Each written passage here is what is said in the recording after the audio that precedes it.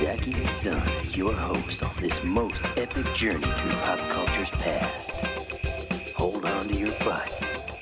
This is Nostalgia Theater. Brought to you by the Movie Film Podcast. Yes, Commissioner. I'm afraid it's the Joker again, Batman. We'll be right there. To the Bat Bulls.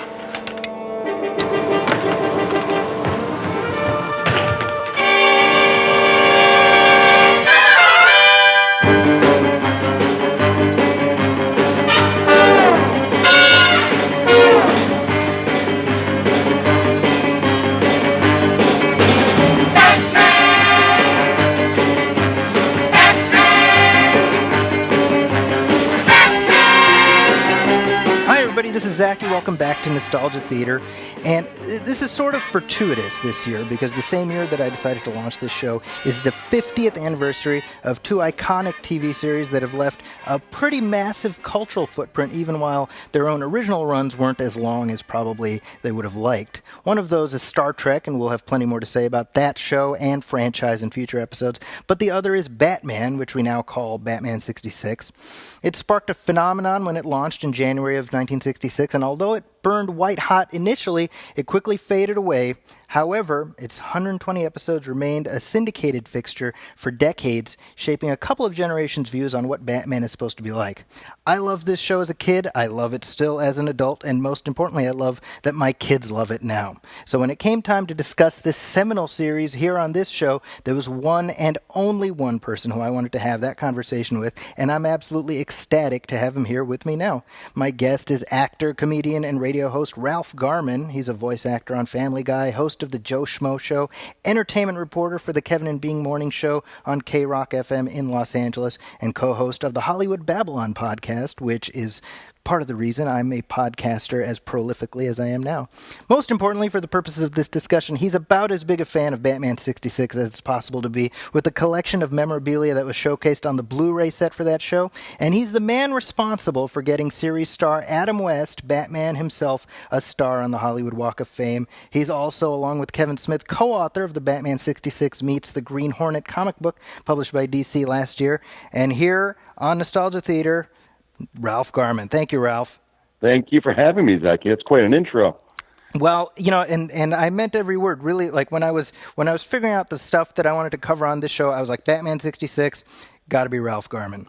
Well, I appreciate that. There's a lot of other people you could have asked, so I'm honored that you asked me. Well, and let's talk about this a little bit. Now, I want to talk about your own history with this show, which is amazing and worthy of a lot of discussion by itself. But let's talk about the show itself. I mean, this was a fairly unique thing at the time. It was the first attempt at doing a show of this kind where it was playing to two audiences. It was playing to adults and children. I think that differentiates it from the Superman show about 10 years earlier, which was pretty much aimed at kids. Absolutely. Bill Dozier, the producer of the show, knew if it was going to be a success, they couldn't just target a kid audience. They had to bring in grown-ups as well. And, you know, at the time, the old 40s serials from Columbia Pictures were running in theaters around the country as sort of a midnight showing cult kind of thing where people would laugh at sort of the corniness of the square old time serials. And so Dozier got the idea to combine the two, do something updated and color and live action and exciting with a lot of action and for the kids, and then a lot of humor and sort of, you know, implied corniness, what came to be called camp, you know, later on in the 60s. But he wanted to be able to play it on two different levels for two different audiences. Now, you were just a couple years old when the show premiered. Yes. So I was not aware of any of the camp element or the humor element at the time. I mean, I was just fascinated by superheroes, you know, playing on the screen. And then as I grew older and I started reading comics and I got more involved in the comic book world, you know, it was still one of the best incarnations of a live action superhero I'd ever seen. And then as I got older still, I started to appreciate the humor and the writing and the production values and how clever it was and how, you know, it still holds up. Well, so did you see it during the network run, or for you it was syndication? I did see it, but, you know, I was just a couple of years old at the time. So, yeah. I mean, I'm going basically on the word of my family, but There's a sort of a legend story in my family that the very first song I ever sang was na na na na na na na na na na. They would put me in on the high chair in front of the television set, and we'd watch Batman as a little kid. And then, of course, as you mentioned, it went off the air, after a couple of years, and then in syndication, it just ran in perpetuity. So that's when I really kind of fell in love with it. Was as a kid, 7, 8 years old, watching it every afternoon after school. I'd rush home to catch Batman on television. And I think what you're describing is the case for basically any kids who came up in the 60s, 70s, and 80s. That's their Batman story. Oh, I watched the show or reruns of the show, and that was my exposure to Batman. Absolutely, yeah, because there wasn't much in terms of live action. Well, hell, even motion pictures.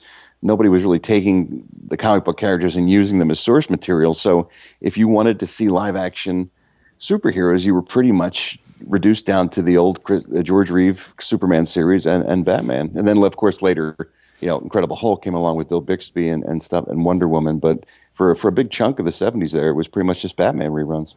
And it's interesting that you mentioned the Incredible Hulk, because that show's very existence was a riposte to the Batman show. It was Ken Johnson saying, I'm nothing like that. I'm as uncomic booky as it's possible to be. Yeah, absolutely. And probably the first serious take on a comic book superhero, certainly on television, was that, and proved that it could be drama, as well as comedy.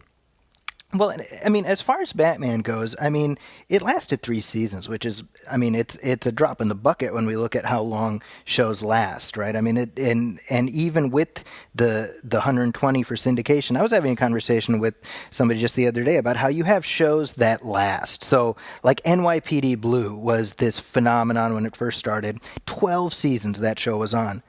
But nobody talks about NYPD Blue anymore. You know what I mean? It doesn't have the cultural currency.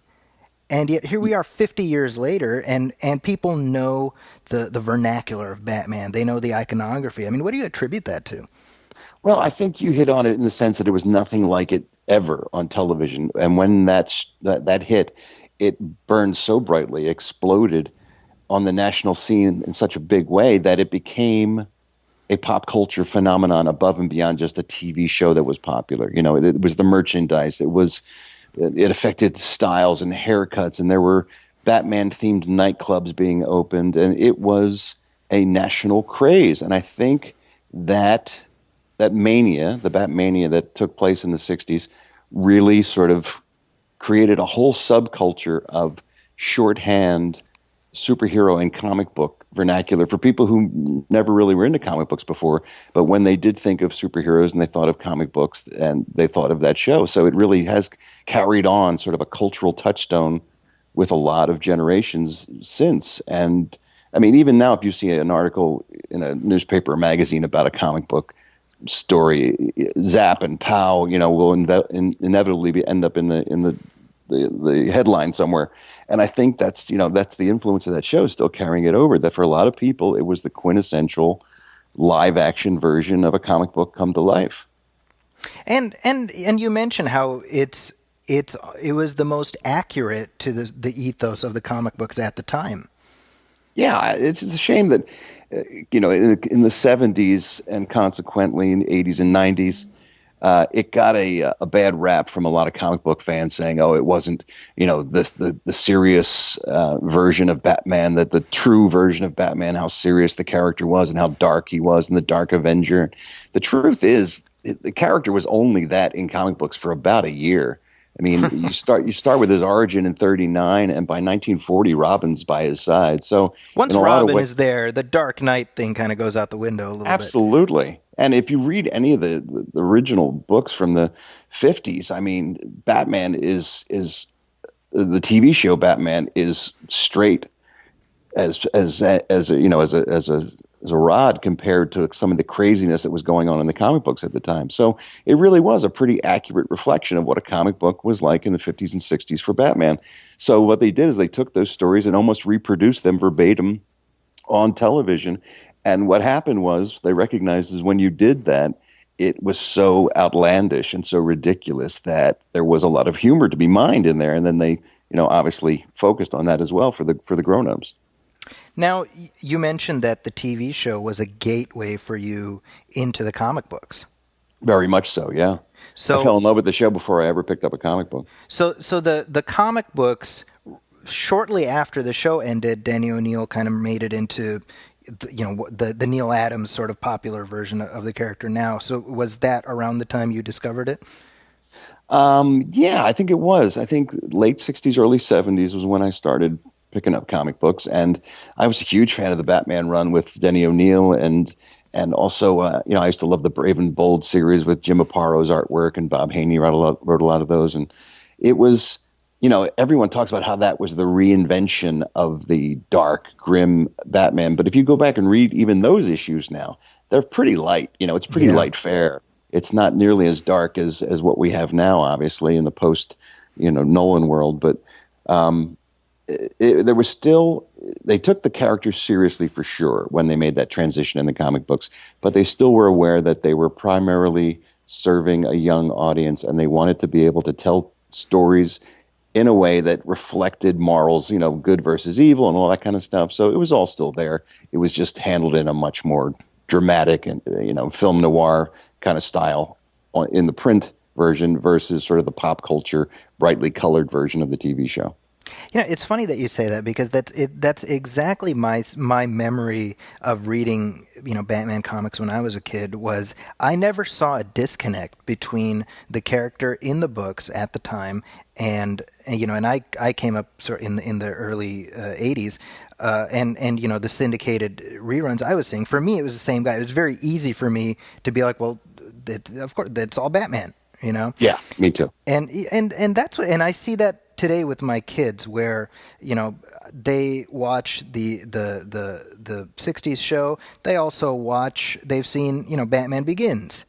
Mm-hmm. And it's I love the insight into a child's mind, that it's almost like as we get older, we have we squeeze out that ability to see characters in this multitude of ways, where it's like no, like as we get older, it's like no, it can't. It has to be very serious. It can't. What is that? That's disgraceful. It's just making fun of everything, and it's that mentality. Well, I think the whole culture has changed. The whole fandom culture has changed to the point now where people are very territorial and almost fascist about their version of comics and what's the right way and what's the wrong way. I mean, I grew up with a bunch of comic book geeks as a kid growing up, and we used to go down to the store and pick up our books, and we would watch all the cartoons, and we'd watch all the TV versions and the movie versions. And there was never that kind of battle of what's best and what's the truest version. We would just absorbed it all, and we adored it all, and we just devoured whatever was available. And we just, loved being part of that culture. There wasn't nearly as divisive as it seems now. And I don't know whether that's a social media thing or where that comes from, but you do get a lot of sort of battles now that go on between factions. Marvel versus DC was pretty much the only line that was ever drawn in the sand when I was a kid coming up with comic books. I mean, whether Superman or Batman was, Spider-Man or Superman was, the better superhero. But beyond that, everyone just sort of enjoyed themselves. And it seems to be a lot more dire right now, a lot more grim, not only in the subject matter, but in how people, devour and enjoy the stuff as well. Well, and it's funny that you mentioned that, because I mean I've been experiencing this over the past 6 weeks, because I gave Batman v Superman a kind of a less than glowing endorsement. I mean, I gave it a D. I've been there. Yeah, yeah. I'm sure your platform is much wider than mine, so I'm sure you've been taking fire to a far greater degree. But I mean, immediately the emails I got was, "Oh, is Disney paying you?" Mm-hmm. And I love the conspiracy world that's been erected here, where Disney is lining the pockets of critics to give the competition bad review. I mean, it's like through the looking glass. Yeah, I mean, I've been accused of the same things, and Kevin Smith, even my podcast partner, he's gotten it from both sides. When he said he liked Man of Steel, he was being a DC apologist, and he was in their pocket. And then when he came out and wasn't even that critical, but just slightly critical about Batman v Superman, oh, then Marvel was paying him off, and he was betraying DC. I mean, there's no such thing as anyone just disagreeing with anyone anymore. Now all of a sudden there has to be some sort of sinister motive. And that in and of itself is fascinating. And I think what you're talking about is really insightful. This idea that there's this I don't know, the I think you referred to the factionalism, like this is my thing and it has to be my way, and and it's childish, obviously, but I mean I always look at this and I'm kind of like, it should first be for kids.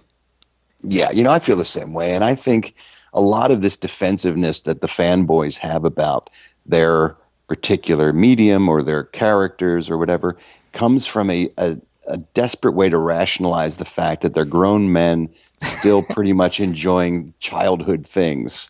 I think they have to try to, it's self-defense. They have to say, well, this is actually serious stuff, and this is literature, and this is life and death. And look, it's a great art form. I think comic books are great. I think comic book movies are great. But if you just realize that you're basically still reading and appreciating things that were meant for kids originally, you want to go back to sources, instead of going back to the fact that Batman was a grim, dark figure in 1939, recognize that he was, written for kids.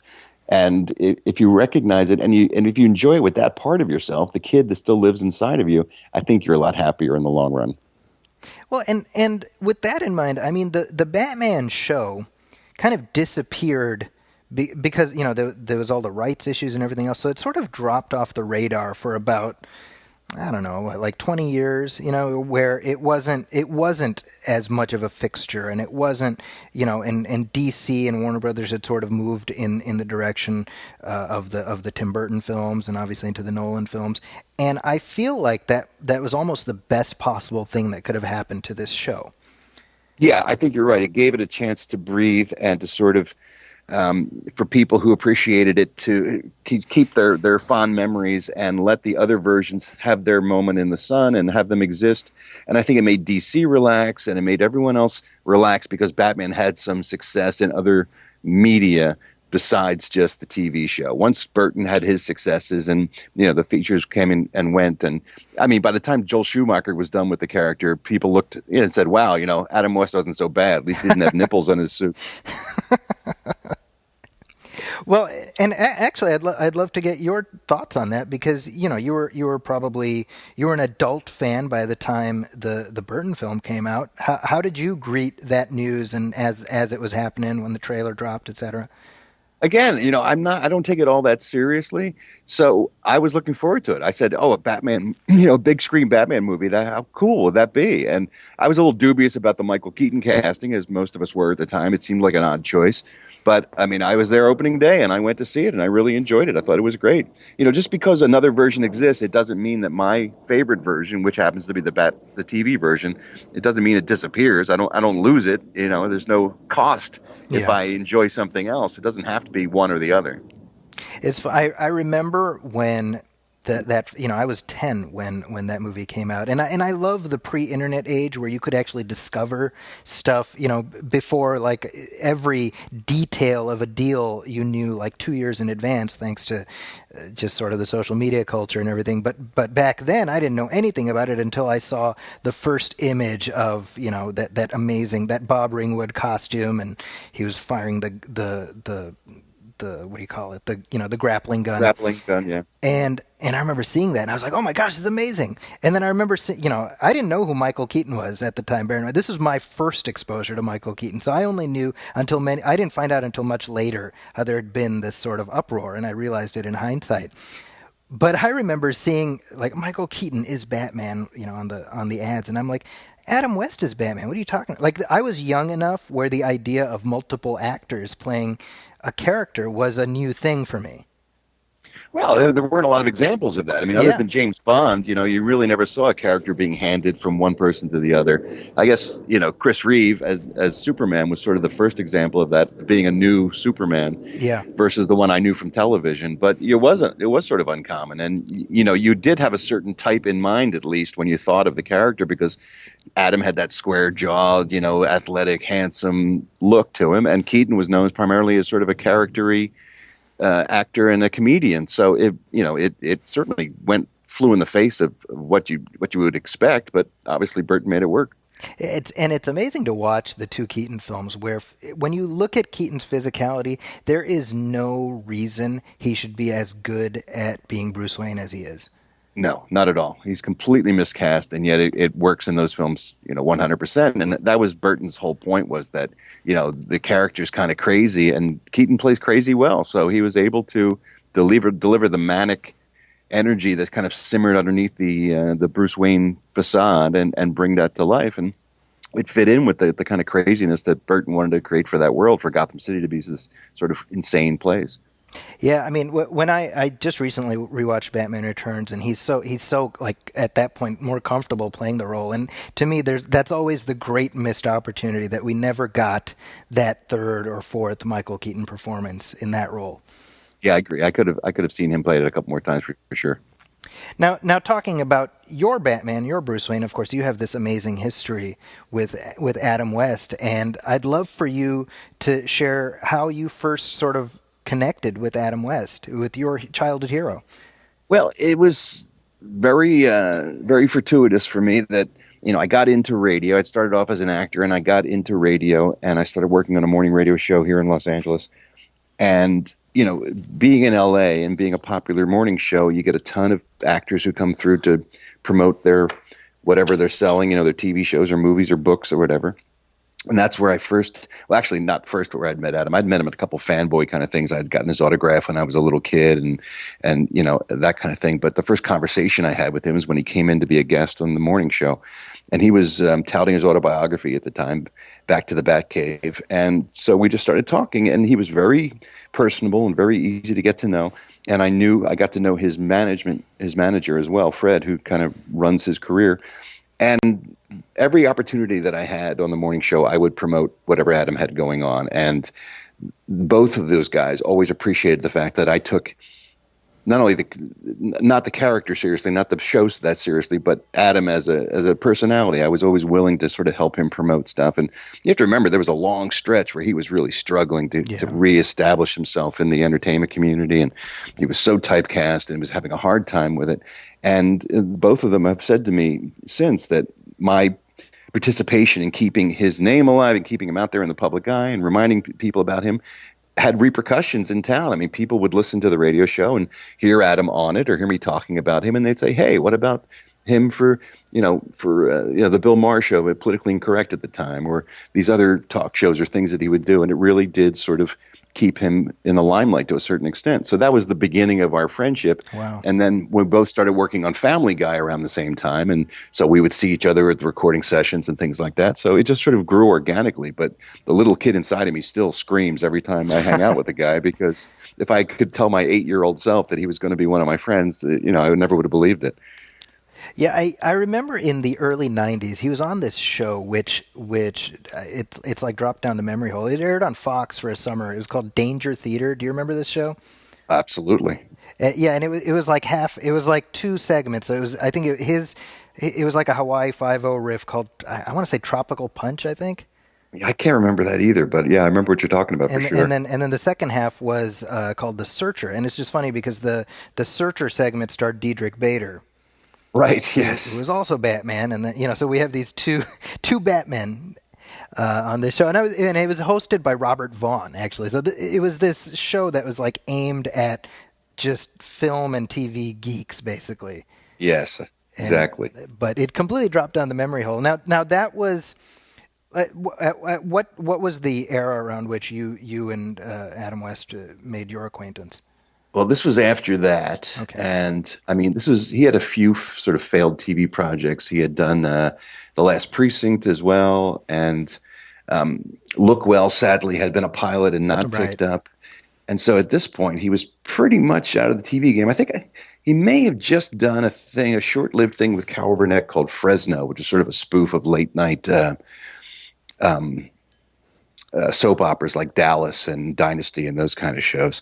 It may have been around that time, but mostly he was just, out of work looking for the next thing. And then Family Guy happened, and, he blew up as mayor of Quahog, of course.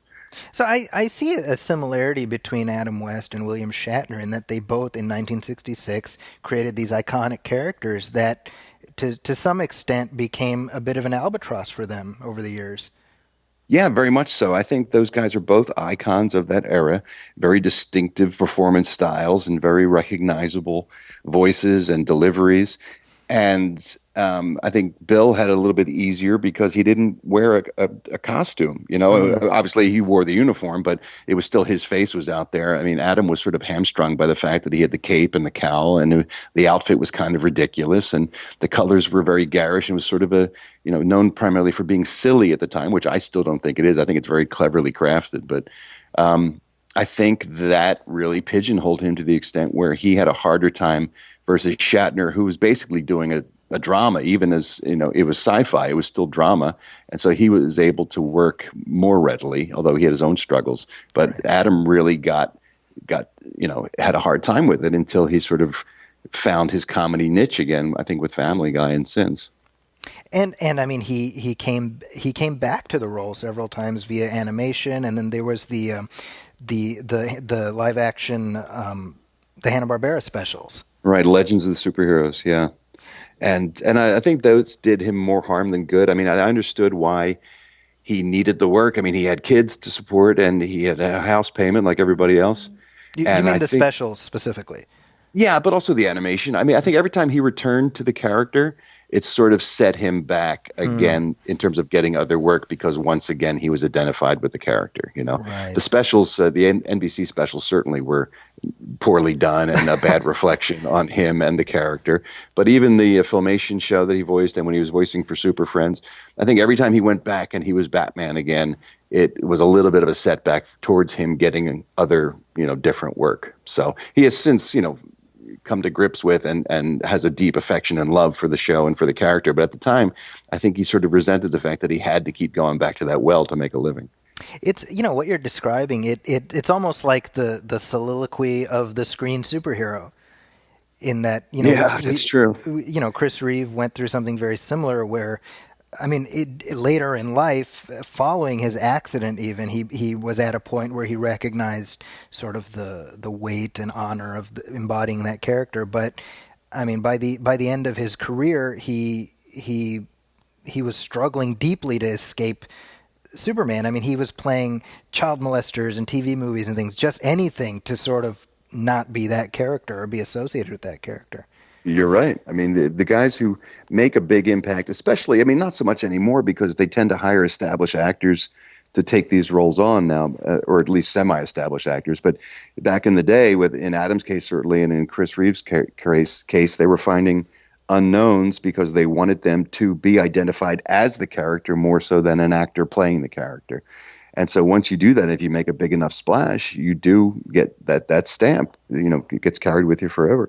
That's really interesting because, I mean, we were talking earlier about the Incredible Hulk, and we definitely, like, Bill Bixby did not have anywhere near the career heartache that some of these other actors went through.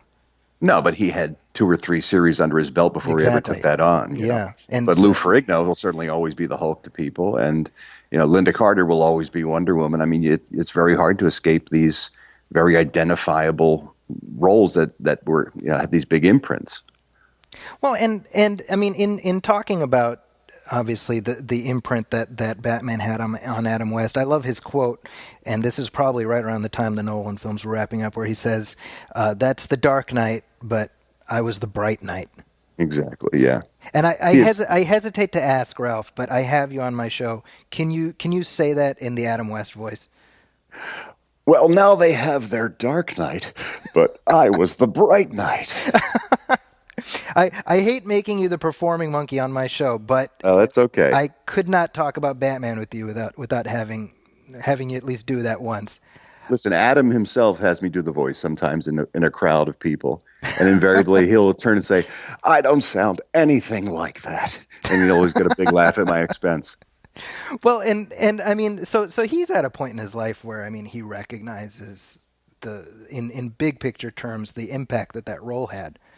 Yes, absolutely. And he has embraced it. And certainly with the resurgence and the release on DVD and Blu-ray and all the new merchandise and his likeness, I think he is now reaping the benefits, both personally and professionally, of this seed that was planted 50 years ago. It's kind of crazy when you think about the fact that a 50-year-old show, other than Star Trek, which you mentioned, how many shows do you know who had that kind of shelf life, and people still have that much affection for it? It's almost like, I feel like the key to a show lasting long in people's memories is by having it be somewhat short-lived when it airs, so that they don't. I think you're right. CSI just ended, right? The last of the CSI shows, and the whole franchise lasted for 16 years. And again, it's I have students who are now like 18, 19, and for them, CSI is just, oh, that's that thing that like my parents watch, I guess, And it's it certainly does wear out its welcome. I mean, Survivor too. If you remember what Survivor did the first time it was on the air, and now it's in its 20th season or something, and it's fine, and I still watch it, but it doesn't have any social impact anymore like it did when it first aired. Everybody was talking about it. Well, and I mean, to an extent, we saw Batman wear out its welcome a little bit while it was on.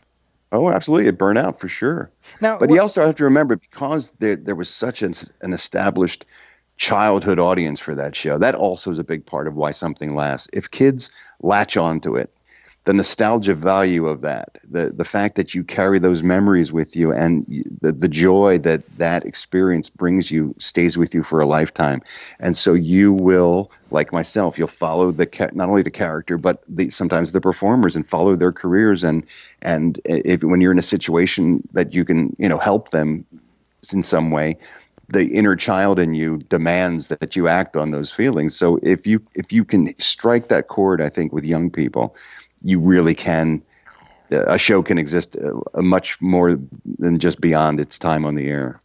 And would you say? I mean, I'm sure this is the case, but that was part of the reason that Seth MacFarlane brought him onto Family Guy, was that same sense. Absolutely. Yeah. Yes, Seth and I have talked about this many times, and he had the same impact with it that I do. And here's the thing: it has to be good, though, too. Seth and I talk about how we were both enthralled with the series as kids, but you can't deny that if you're smart and you're aware and you watch that show as an older kid into college, as an adult, and you start to recognize the genius not only of Adam's performance in that, but the writing and the set design and the direction and how they just use the elements available to them to really just change television. It's a remarkably well done show, at least the first season and a half, first 2 seasons. And boy, it's good. That's why it still sticks around, because now that people can sort of relax their sphincters about the fact that Batman is this dark character, the people who can watch it with a critical eye recognize this was a great show. And that's one of another reasons that people still talk about it. Well, and going back to Adam West, I mean, that's the genius of his performance, is he's playing it straight down the middle, and that's what makes it hilarious as an adult.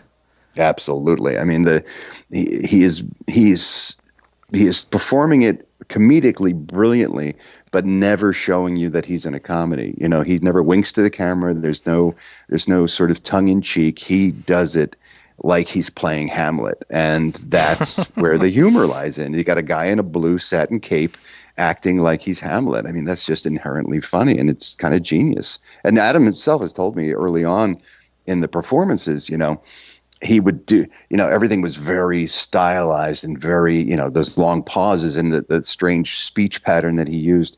And the executives and the producers were coming to him saying, "What are you doing? You got to play it like Clayton Moore did in The Lone Ranger, or, George Reeve did. You have to deliver it very sort of naturalistically." And he said, "No, that can't be the case. It's got to be stylized." And that's kind of how he created that character. And what do you think was the moment that, if we think of the execution of this show as this very elaborate tightrope act, when did it tip over and sort of fall in on itself? Well, once they started winking at the audience, once they started acknowledging it, that it was a comedy, and started writing actual jokes and bits and sort of outlandish pieces of business, the more silly they allowed themselves to get. I think they sort of became victims of their own success. They brought in additional writers who maybe didn't quite get the tone, weren't able to walk that line. I mean, Lorenzo Semple Jr. was the genius at writing stuff that played perfectly straight on the page, but in its performance became absurd. That is a unique tone to have. He had it with he had it with the Flash Gordon movie. He had it with the King Kong he wrote. Yeah, he absolutely is able to write stereotypical drama in a way that makes it inherently funny. And I think other writers were brought in. They were good writers, but kind of aired too much side on slapstick or silly. And once it started to lose that edge, once it started to fall off that tightrope, as you mentioned, I think that's when it got tiresome for a lot of people. It just got too silly. You think we can correlate this with once they started expanding further and further beyond those core villains? I don't know, because there's some great villains that were just used once or twice that I think are some of the best episodes in the show. I mean, Bookworm with Roddy McDowall is one of my favorite all-time villains, and they only used him once. The Victor Buono stuff as King Tut was great stuff, although could have been maybe a little bit over the top. But there were some there were some episodes where they used the core villains that were just outlandish and ridiculous and totally fail. So I think really it was the script writing more than anything else. And then once they stopped putting money into the budget for production value, and the sets got cheap, and it started to look cheap, I think that was another reason it's sort of self-destructed. And a lot of people look at the inclusion of Batgirl as kind of that was the last gasp at trying to remain relevant. Would you think that's a fair assessment? Absolutely. That was a Hail Mary. I mean, they were trying to bolster the ratings, and they thought she was great, by the way. No, Yvonne was great in that character, although it was sort of underwritten. And if you read any of the interviews with some of the writers from that third season, they say how difficult it was to produce that show, because you have to remember they cut it back from 2 nights a week to 1 night. Yeah. So you had to pretty much do the story in 1.5 hour versus splitting it over an hour, 2 half hours during the week. So you had, half the time, and you had now even more characters to deal with. You had to deal with sometimes 2 villains, usually 2 in the third season, add Batgirl and Batman and Robin, then Bruce Wayne and Dick Grayson and Barbara Gordon and Commissioner Gordon and Chief O'Hara. And you had all these characters that you had to try to service and give screen time to while developing and telling a story. It really became almost impossible. Yeah. So, I mean, we can definitely look at that as it just tipped over. The high wire act could only last for so long. Absolutely. Although I will defend certain moments in the third season as just being great. I mean, you do see glimpses of what made that show great in that third season. It's just they couldn't string it together. They couldn't make whole episodes out of it. I see another parallel with Star Trek, kind of the same thing, where that third year for that show was, Gene Roddenberry had moved on by then, a lot of the originals, and there's a handful of episodes, but you definitely see that the end is in sight. Yeah, and some premises aren't built to carry, 5 years, 6 years worth of stories. Sometimes that you're done, and if I think Batman was that for sure. Yeah, I do too. I think once they establish certainly the template too of how that show works. I mean, the phone call at Wayne Manor, and then hopping in the car and going to police headquarters and finding out what the problem was, and then investigating the crime. I mean, that show had such a strong template to it that it couldn't help but feel repetitive by the end of the second season. You're like, okay, we get this by now. Well, and looking at those core villains, I mean, who was your favorite among the big four?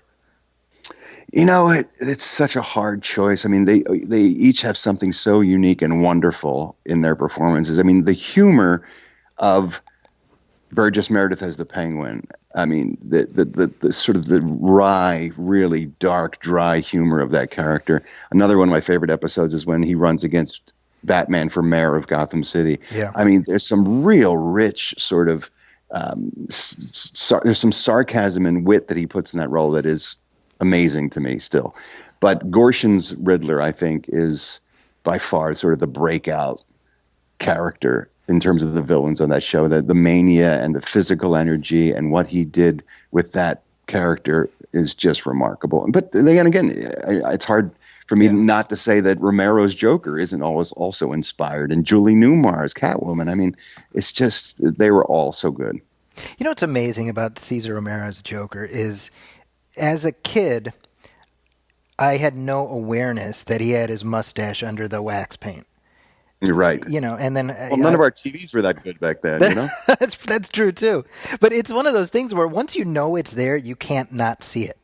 Oh no, it becomes part of the joke. I mean, that show gets even funnier once you make that realization, I think, and the fact that, he refused to shave his mustache became the stuff of legend. And it is so silly to see that white grease paint on top of that mustache, but it adds another level of insanity. I think it goes to sort of the ability of kids to paper over any of these kind of stylistic deficiencies in their own mind. Yeah, again, and if you're being introduced to this as a kid, you don't have a lot of stuff to compare it against, Yeah. So you're much more open and accepting of stuff. It's only when we get cynical as we get adults that we start to pick everything apart and say, well, that's that costume is in the third season, the ears weren't quite the same length on the cow, and I belong to a couple of the fan message boards and everything, and they can pick anything apart to the point where it kind of loses its joy. And the great thing about kids is they don't do that. They see Batman and the Joker and they're fighting, and good guys win and bad guys lose, and that's all they need, which is nice. And now I'd love for you to talk about your role in securing Adam West, his immortality on the Walk of Fame. How did that happen? Well, it came to my attention, I don't know at what point. I think I may have even asked Adam about it. I asked him, where's your star on the Hollywood Walk of Fame? And he said, I don't have a star on the Hollywood Walk of Fame. And I said, how is that possible with all the fame from that show and all the white hot heat of that show? How did it not happen? And I think there are a lot of reasons. I think at a certain point, once Warner started developing the other Batman products, they wanted him to sort of fade away. They didn't really want that show to compete with their new version of Batman. So he didn't get a lot of... That reminds me of like what happened with Clayton Moore when they were making that new Lone Ranger movie in the 80s a little bit. Absolutely. They want the other guys to go away so there's no competition in people's minds for who that character is and what actor is playing him and stuff.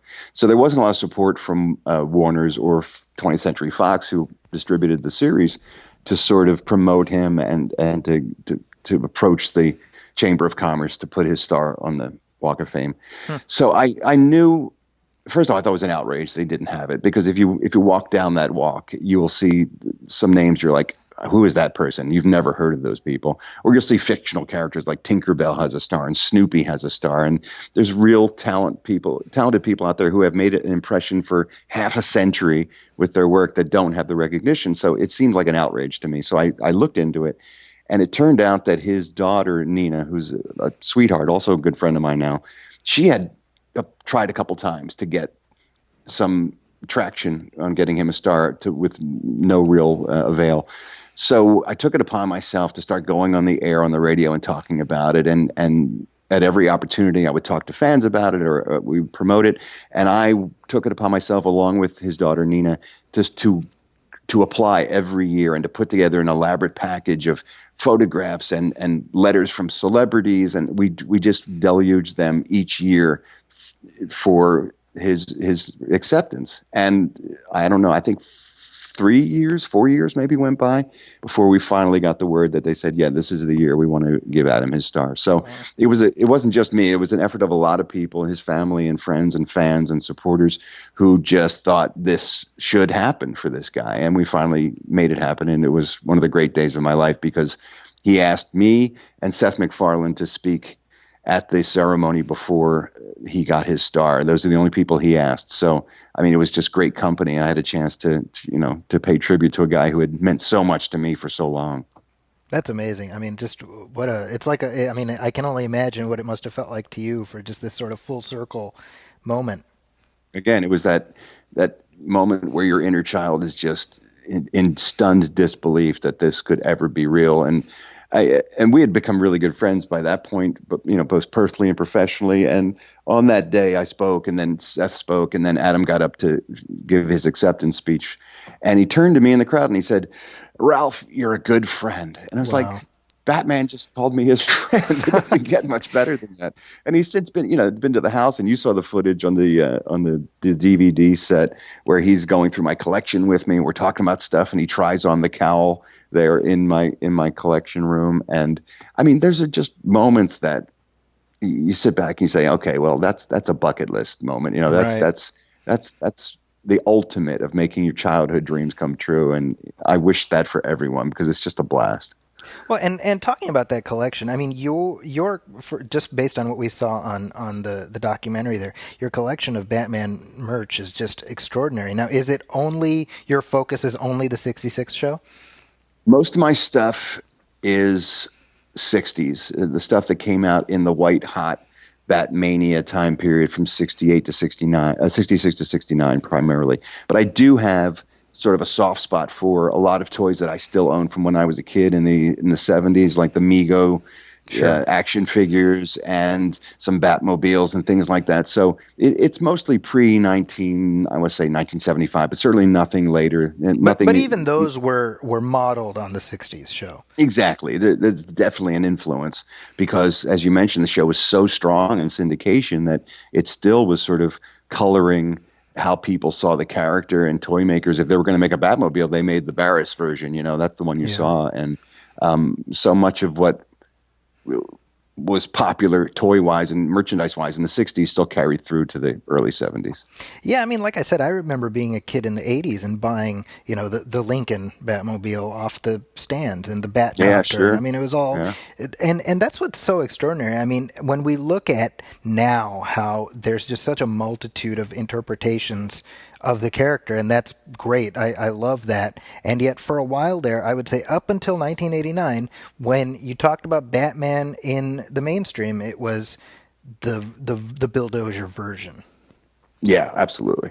And it helped too that there was a certain amount of consistency in the comic books with the character in terms of the look. The ears may have gotten shorter and longer, and the cape changed, how it flowed and things like that, but it was primarily blue and gray with the yellow bat symbol and the yellow utility belt. I mean, there were slight variations, but that there was a consistency in how that character looked. So you could, if you were a kid watching Batman the TV show and you went into a toy store or you went to a comic book store and you saw the cover of Batman, it looked like your Batman.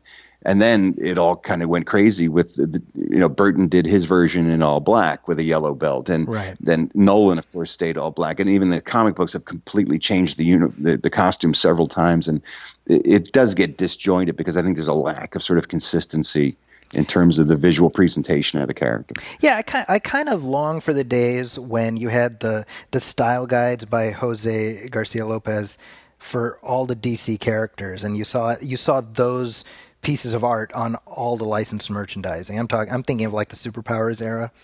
Yeah, sure. I mean, and again, that's like speaking to my own childhood. Like I think of those specific poses and pieces of art as just, that's DC for me. Oh, I agree. Yeah. Now, you obviously, you in addition to becoming friends with Batman himself, you also got to shape his stories. And I'm talking about the Batman meets Green Hornet crossover that you wrote with Kevin Smith. How did that come about? That was another example of being in the right place at the right time.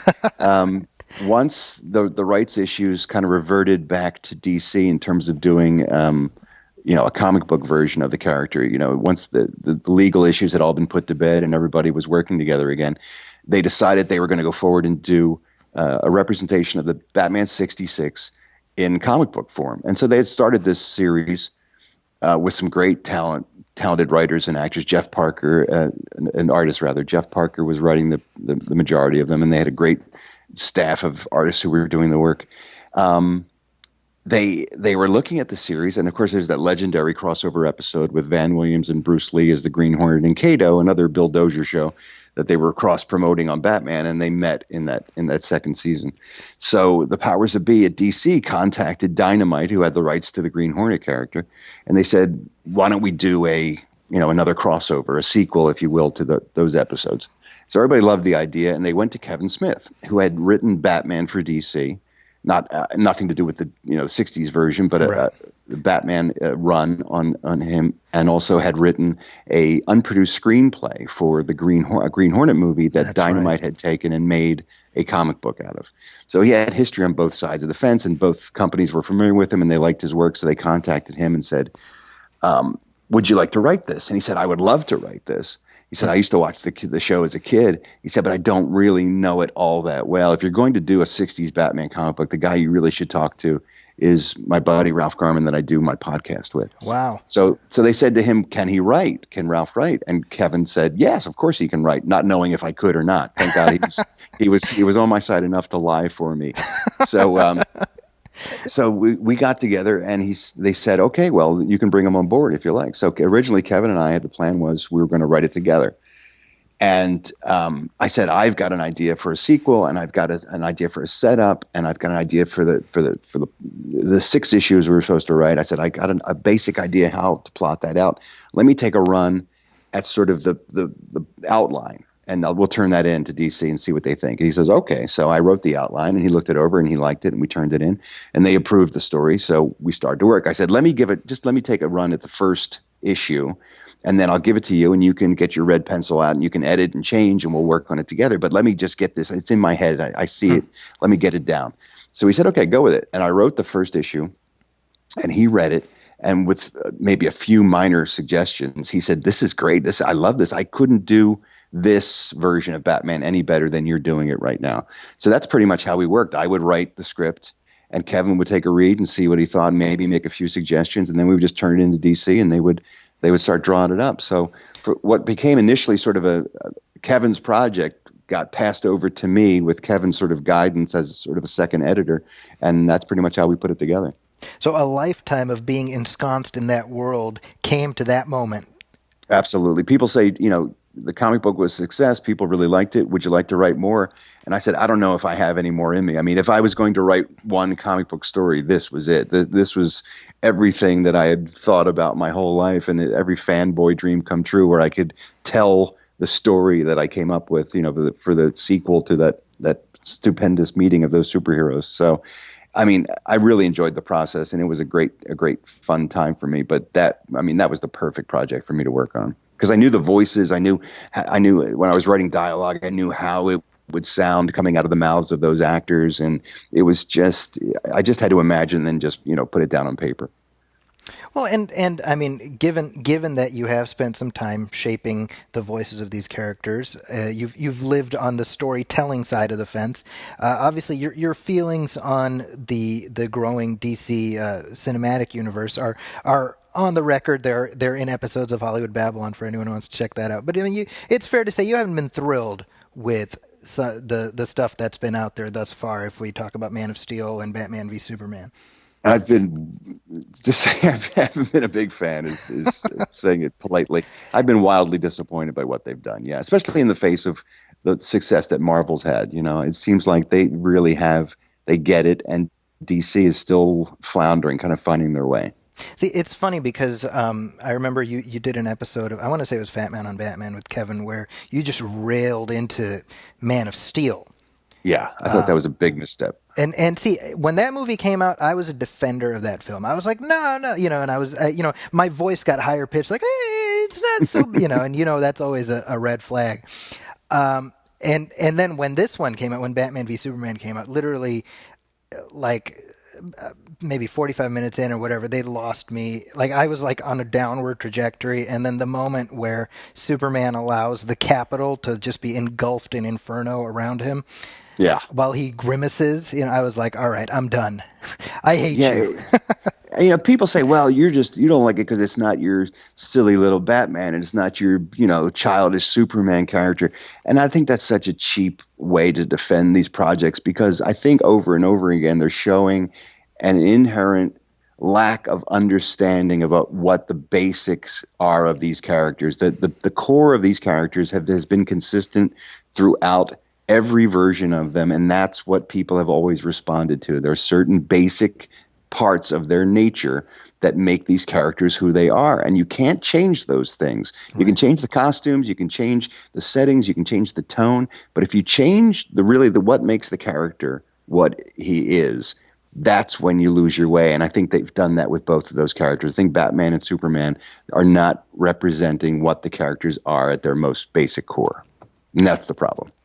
Well, and when you look at the current version of Batman, which I think, I mean, if we have to pick, I think you've said it, right? He was the least bad thing in Batman v Superman. I'm paraphrasing. That's right. He was the least worst thing in that film. Well, and I mean, let's say hypothetically, Ben Affleck comes to you. He's like, Ralph, I know you're a Batman fan. I need your help. Hypothetically, what would be your way of taking the foundation that they have right now and subtly course correcting it? Well, I think you'd have to stop trying to make everything about spectacle.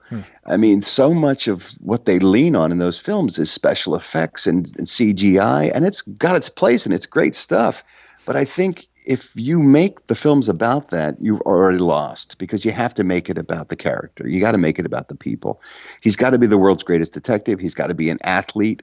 He's got to be an acrobat. I mean, he's such an MMA fighter now. I mean, all they want to do is show you the fight scenes, and I get that. But, if you give him an intelligent villain to pit his brain against, and you make that the core nature of the character, and you make that, and that's the same from Adam West trying to figure out the Riddler's clues, Frank Gorshin's clues, or whether you have, Denny O'Neil's version, trying to outwit Ra's al Ghul. I mean, this has been a standard with this character, is that he's always the smartest guy in the room, and he works with his brain first, and everything else comes after the fact. If you make him a true detective, and then you make him live by the code that he always has, where he doesn't use guns and he doesn't kill, and these are the things that keep him from crossing the line and becoming what he's fighting, right? Yeah. I mean, those are the basic three things I think you have to keep intact. And then beyond that, then you can change all the bells and whistles and hang whatever hat you want to on the character. It's just, it has to be true to its nature, and that's why I think they lose their way, because they're not.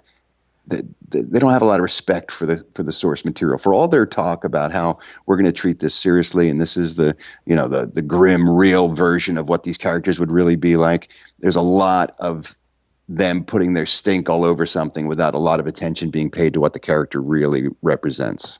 Yeah, and I mean, to that point, you also were pretty pretty apathetic towards The Dark Knight Rises, which I basically shared your opinion of that film.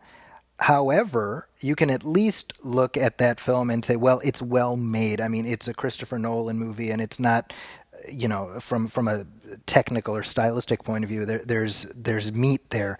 I feel like what's happened in the wake of Christopher Nolan is a lot of people who are like, we need to do that, something like that. Right, I agree. They're trying to capture a tone or a style, and they're ignoring what makes a movie great. And that's the thing that Marvel doesn't do. Marvel pays a lot of attention to its scripts and to its character development, and for motivations for characters to do things that make sense when you're watching the films.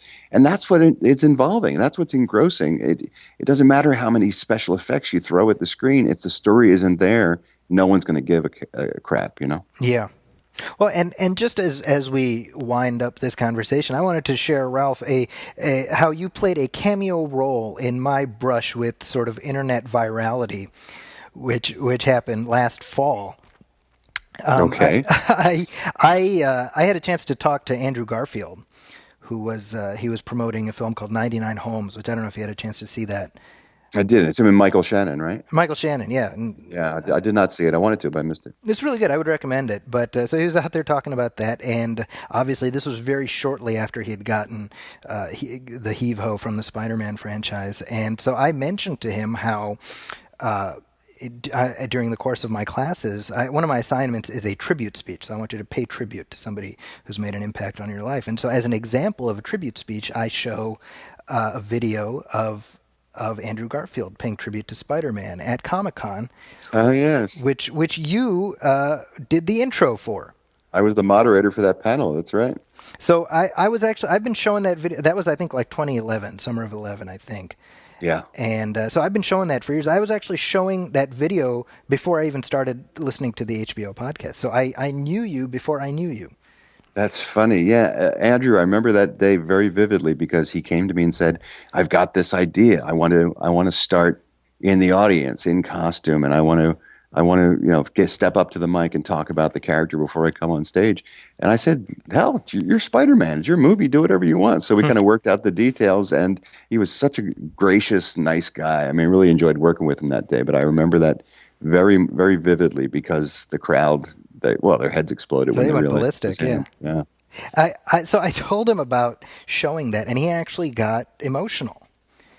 And he was like, trying to compose himself. And I mean, he's very like, his feelings are right on Front Street, which I find, much so. Yeah. I find very genuine. And so he opened up and he talked about his sort of disappointments with those films. And I really like, I mean, you've done junket interviews. You know how it's not like you're going to necessarily get a real moment. No, most of those questions have been answered so many times it's rote at this point. Exactly. So this was like I managed to he just opened up in a way that was, again, just a human moment. And so I posted it on my site, and this thing just rocketed around the internet like you wouldn't believe. And it got picked up by this site and this site and this site. And this is how nuts today's gotcha journalism world is, where it ended up in some British tabloid. I want to say the Telegraph or the Mirror. I think it was in the Mirror. And it's like Andrew Garfield's unhinged rant about Spider-Man. And I'm like, it was not an unhinged. What are you doing? And and it pissed me off because I was like, this is why, why would they open up? Yeah, exactly. I mean, no good can come from it. Even if you're trying to be honest, eventually someone will twist it into something awful. And I've seen it time and time again. It's really disheartening that the constant hunger for a lot of these websites and tabloids to sensationalize material to get clicks or to sell copies, it's perverted just getting decent information about stuff that we care about. It's kind of hard to find a real story anymore because there's so much crap being layered on it. We're in a sea of clickbait. Yeah, it's true. And so nothing can be of substance anymore. It all has to have something salacious connected to it, even if it's fake. Well, I mean, with that, you talked earlier about being there with Adam West and having that be a bucket list moment. I mean, that's what this is for me right now, talking to you.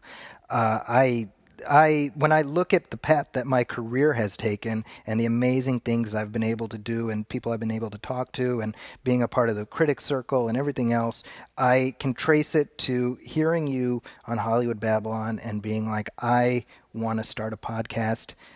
I think I could do something like what Ralph Garman does, and just me trying to do the best I can to emulate you has just gotten me to a point where I'm here and I got to share an hour just chatting about stuff that we both love. So I can't even encapsulate what I'm feeling right now.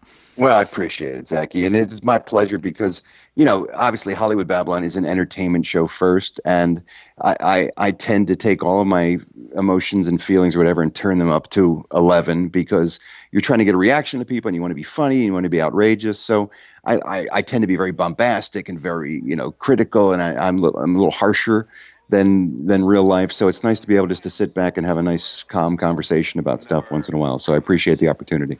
Well, Ralph, again, thank you so much. And hopefully at some point in the not too distant future, we can have you back on to talk about something else that you love. Outstanding, sir. Thank you, Ralph. Is there any key to the solution of this monstrous scheme? Will Batman really be skeletonized? And Robin waxed and then notched? Keep keen-edged, keen-witted, and keep watching. Tomorrow, same bat time, same bat channel. Well, that's our conversation on Batman 66. If you want to hear more from Ralph, check out the Kevin and Bean Morning Show on K-Rock Radio in Los Angeles. He also co-hosts the Hollywood Babylon podcast. Speaking of podcasts, you can find Nostalgia Theater on iTunes, Stitcher, Google Play, TuneIn Radio, you name it, it is there. As always, please hit up any of those platforms, leave a star rating, leave a review, let people know what you think of this show. And also, if you want to let me know what you think of the show, email me, moviefilmpodcast@gmail.com. You can also hit like on our Facebook page, facebook.com/moviefilmpodcast. If you want to reach out to me, I am on Twitter and Instagram. I use the same handle, Zacky's Corner. That's ZAKIS Corner. That's also my website. Just add a .com to that. You can also find my reviews at the Huffington Post, as well as this show, as well as the Movie Film Show. I'll be back in 2 weeks with a fun episode that I think you're going to dig. And until then, this has been Nostalgia Theater. Thanks for listening.